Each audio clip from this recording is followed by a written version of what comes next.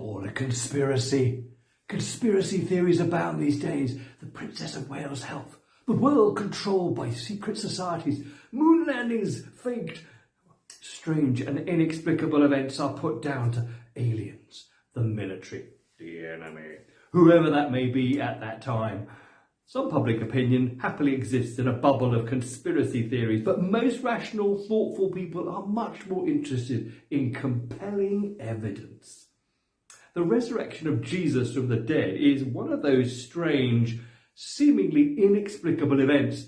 And in that first century world, conspiracy theories broke out. His body was stolen. He didn't actually die. He was replaced by someone else. His body was in another tomb. It's all made up by his friends.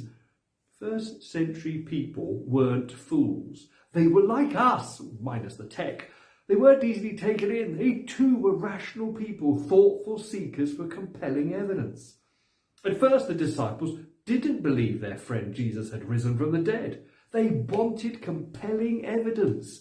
As the disciple Thomas put it, John 20 verse 25, unless I see the nail marks in his hands and put my finger where the nails were and put my hand into his side, I will not believe. Thomas wanted compelling evidence, not conspiracy theories.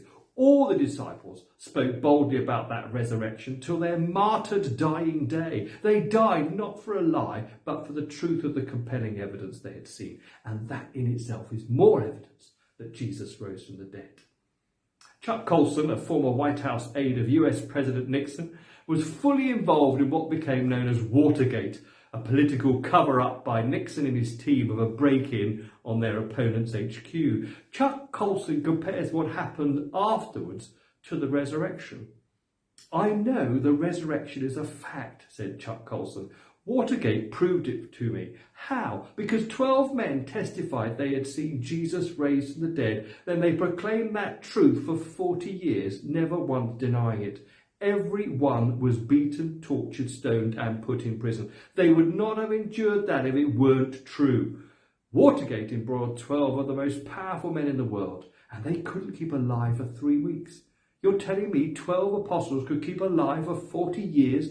Absolutely impossible. Conspiracy theories have always been around, and rational, thoughtful people look for compelling evidence. Are you taken in by the conspiracy theories, or would you ask me for the compelling evidence? Truth is always worth seeking. Are you a seeker after truth?